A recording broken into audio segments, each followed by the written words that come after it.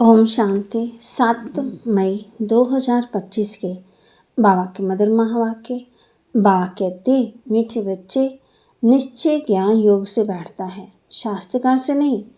शास्त्रकार के ड्रामा में नोंद है, बाकी उससे किसी का कल्याण नहीं होता। निश्चय ज्ञान योग में बैठता है, शास्त्रकार से नहीं। शास्त्रकार के ड्रामा में नोंद है, बाकी उससे किसी का कल्याण नहीं होता।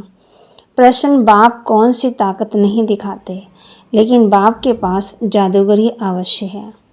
बाप कौन सी ताकत नहीं दिखाते, लेकिन बाप के पास जादूगरी अवश्य है। उत्तर, मनुष्य समझते हैं भगवान तो ताकतमंद है, वह मरे हुए को भी जिंदा कर सकता है, परंतु बाबा कहते ये ताकत मैं नहीं दिखाता। बाकी कोई नौता भक्ति करते हैं तो उन्हें शास्त्र करा देता हूँ। ये भी ड्रामा में नोंद है। शास्त्र कराने की जादूगरी बाप के पास है, इसलिए कई बच्चों को घर बैठे भी ब्रह्मा व श्री कृष्ण का शास्त्रकार हो जाता है। गीत कौन आया मेरे मन के द्वारे। ओम शांति। ये बच्चों के अनुभव का गीत है। सत्संग तो बहुत है, खास भारत में तो ढेर के ढेर सत्संग, अनेक मत मतांतर। वास्तव में वह कोई सत्संग नहीं। सत्संग एक होता है, बाकी तुम वहाँ किसी विद्वान आचार्य पंडित का मुंह देखेंगे, बुद्धि उस तरफ जाएगी, ये पंडित जी है, ये महात्मा जी, साधु हैं। यहाँ फिर अनोखी बात है, ये सत्संग एक ही बार इस संगम युग पर होता है। ये तो बिल्कुल नई बात है। उस बेहद के बाप का शरीर तो कोई है ही नहीं। कहते हैं मैं तुम्हारा निराकार शिव बाबा हूँ। तुम और सत्संग में जाते हो तो शरीरों को देखते हो। शास्त्र याद कर फिर सुनाते हैं। अनेक प्रकार के शास्त्र हैं, वह तो तुम जन्म जन्मांतर सुनते आए हो। अब नई बात है, बुद्धि से आत्मा जानती है। बाप कहते हैं, हे मेरे सिकिलदे बच्चे, हे मेरे सालिग्राम, तुम बच्चे जानते हो 5000 वर्ष पहले इस शरीर द्वारा बाबा ने पढ़ाया था। तुम्हारी बुद्धि एकदम दूर चली जाती है तो बाबा आया है। बाबा अक्षर कितना मीठा है, वह है माता पिता। कोई भी सुनेंगे तो कहेंगे ये नहीं, इन्हों को माता पिता कौन। बरोबर वे शास्त्र का कराते हैं तो उसमें वे भी मूंझते हैं। कभी ब्रह्मा को कभी कृष्ण को देख लेते तो विचार करते रहते हैं कि ये क्या है। ब्रह्मा का भी बहुतों को घर बैठे शास्त्रकार होता है। अब ब्रह्मा को तो कभी कोई पूजा करते नहीं, श्री कृष्ण आदि की तो करते हैं। ब्रह्मा को तो कोई जानते ही नहीं होंगे। प्रजापिता ब्रह्मा तो अब आया है, ये है प्रजापिता। बाप बैठ समझाते हैं कि सारी दुनिया पतित है, तो जरूर ये भी बहुत जन्मों के अंत में पतित ठहरे। कोई भी पावन नहीं है, इसलिए कुंभ के मेले पर, हरिद्वार गंगा सागर के मेले पर जाते, समझते हैं स्नान करने से पावन बन जाएंगे। लेकिन ये नदियाँ कोई पतित पावनी थोड़ी हो सकती। नदियाँ तो निकलती हैं सागर से। वास्तव में तुम हो ज्ञान गंगाएं। महत्व तुम्हारा है। तुम ज्ञान गंगे जहाँ तहाँ निकलती हो, वो लोग फिर दिखलाते हैं तीर मारा और गंगा निकली। तीर मारने की तो बात ही नहीं है। ये ज्ञान गंगाएं देश देशांतर, देश विदेश में जाते। शिव बाबा कहते हैं मैं ड्रामा के बंधन में बंधा हुआ हूँ। सभी का पाठ एक न मिले दूसरे से, पाठ तो पक्का है, मेरा भी पाठ है। कई समझते भगवान तो बहुत ताकतमंद है, मरे हुए को जिंदा कर सकते हैं। बाप कहते मैं आता हूँ पढ़ाने के लिए, बाकी ताकत क्या दिखाएंगे। शास्त्रकार की जादूगरी है, नोदा भक्ति करते हैं तो मैं शास्त्रकार कराता हूँ। जैसे काली का रूप दिखाते हैं ना, वैसे उन पर किन फिर बेल आदि तेल चढ़ाते। अब ऐसी काली तो है ही नहीं, परंतु काली की नोदा भक्ति बहुत करते हैं। वास्तव में काली तो जगदम्बा, काली का ऐसा रूप तो नहीं है, परंतु नोदा भक्ति करने से बाबा भावना का भाड़ा दे देते हैं। बाबा कहते काम चिता पर बैठने से काले बने, अब ज्ञान चिता पर बैठ गोरे बनते हो। जो काली अब जगदम्बा बनी है वह शास्त्र कैसे कराएगी। वह तो अभी बहुत जन्मों के अंत वाले जन्म में, देवता तो अभी है ही नहीं। तो वह क्या शास्त्रकार कराएंगे। बाप समझाते हैं ये शास्त्रकार की चाबी मेरे हाथ में है।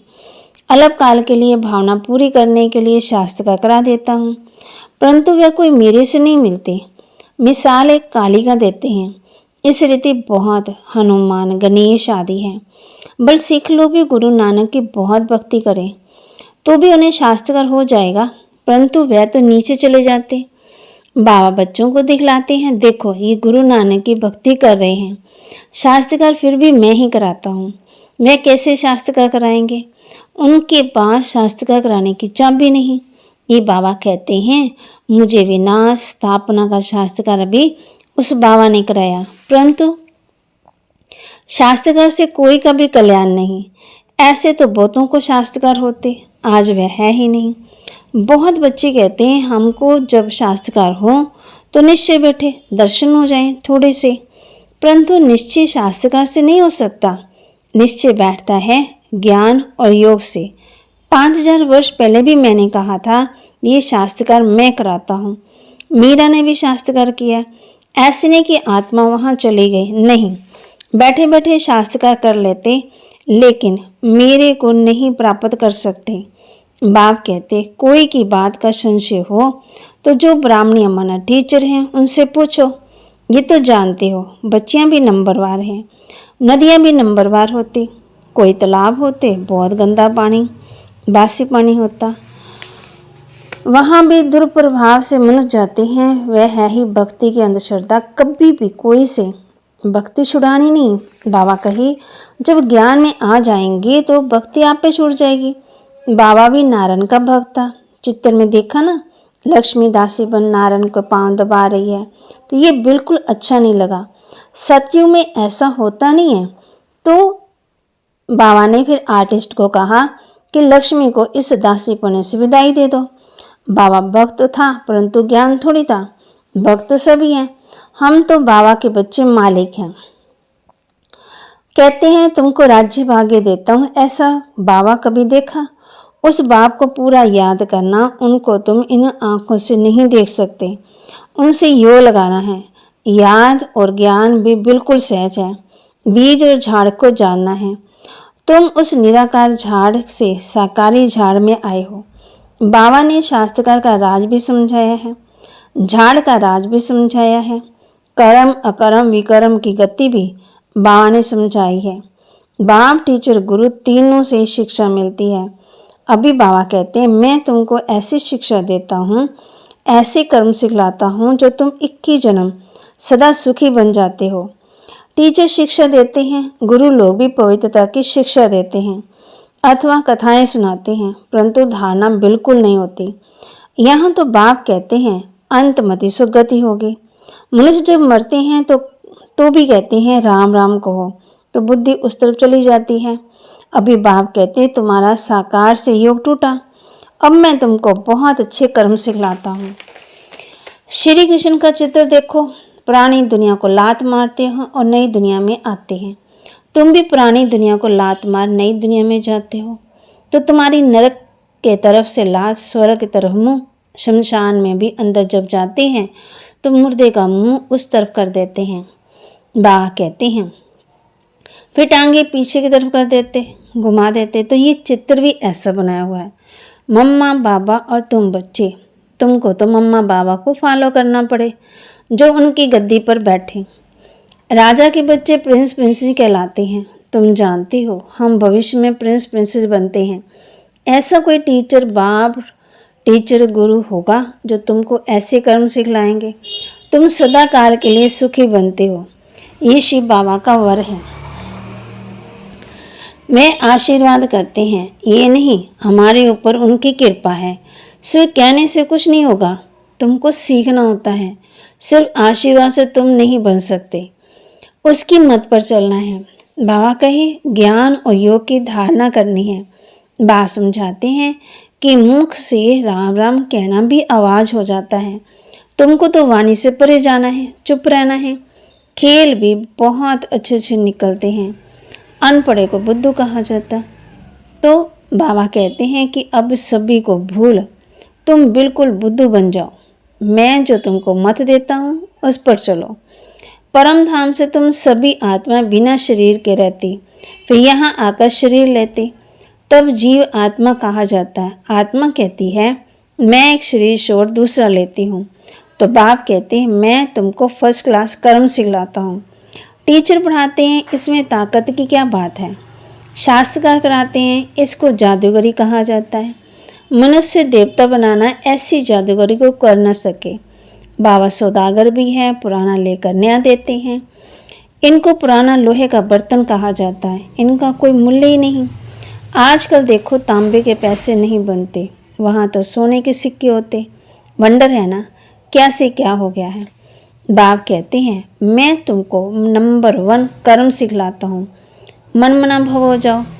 फिर है पढ़ाई, जिससे स्वर्ग का प्रिंस बनेंगे। अभी देवता धर्म जो लोप हो गया है वह फिर से स्थापन होता है। मनुष्य तुम्हारी नई बातें सुनकर वंडर खाते हैं, माना हैरान होते हैं।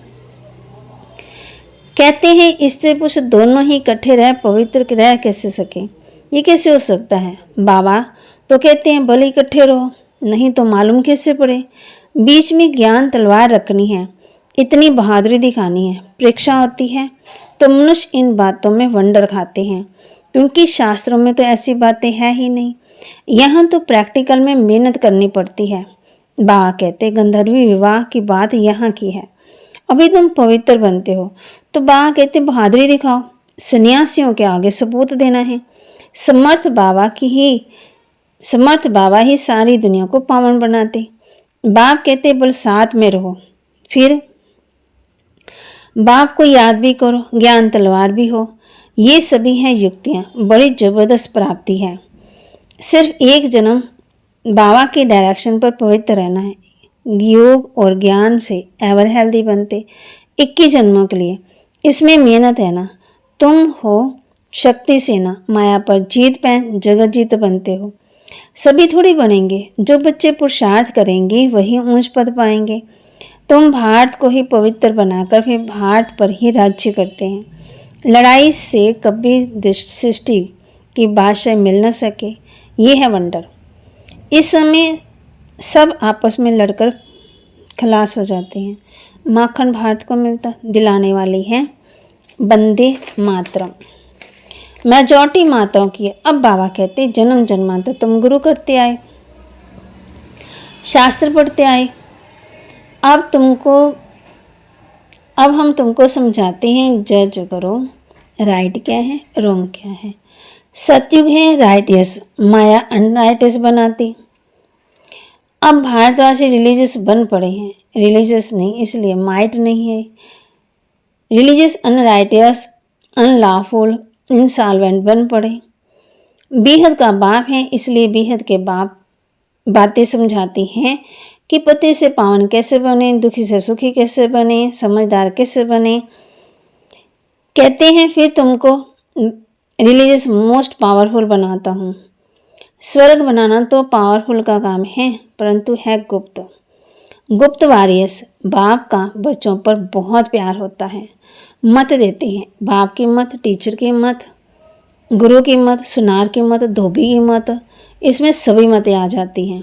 अच्छा, मीठे मीठे सिक्के लदे बच्चों प्रति माता पिता बाप दादा का याद प्यार और गुड मॉर्निंग। रूहानी बाप के रूहानी बच्चों को नमस्ते। रूहानी बच्चों की रूहानी बाप दादा को दिलवा जान सिकवा प्रेम से नमस्ते। धारणा के लिए मुख्य सार, इस एक जन्म में अंतिम जन्म में बाप की डायरेक्शन पर चल घर गृहस्थ में रहते पवित्र रहना है। इसमें बहादुरी दिखानी है। श्रीमत पर सदा श्रेष्ठ कर्म करने हैं। वाणी से परे जाना है। जो कुछ पढ़ा है सुना है उसे भूल बाप को याद करना है। वरदान, परिस्थितियों को गुड लक समझ अपने निश्चय के फाउंडेशन को मजबूत बनाने वाले अचल अडोल भव। परिस्थितियों को गुड लक समझ अपने निश्चय के फाउंडेशन को मजबूत बनाने वाले अचल अडोल भव। कोई भी परिस्थिति आए तो आप हाई जंप दे दो, क्योंकि परिस्थिति आना भी गुड लक है। ये निश्चय के फाउंडेशन को मजबूत करने का साधन है। आप जब एक बारी अंगद के समान मजबूत हो जाएंगे तो ये पेपर भी नमस्कार करेंगे। पहले विकराल रूप में आएंगे और फिर दासी बन जाएंगे। चैलेंज करो, हम वहाँ महावीर हैं। जैसे पानी के ऊपर लकीर ठहर नहीं सकती, ऐसे मुझ मास्टर सागर के ऊपर कोई परिस्थिति वार कर ही नहीं सकती। स्वस्थिति में रहने से अचल अडोल बन जाएंगे। स्लोगन। पुराने वर्ष को विदाई देने के साथ कड़वेपन को भी विदाई दे दो।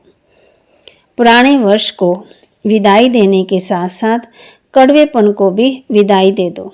अव्यक्त इशारे। रूहानी रॉयल्टी और प्योरिटी की पर्सनालिटी धारण करो। यदि वरदाता और वरदानी दोनों का संबंध समीप और स्नेह के आधार से निरंतर हो और सदा कंबाइन रूप में रहो तो पवित्रता की शतशाया स्वतः ही रहेगी।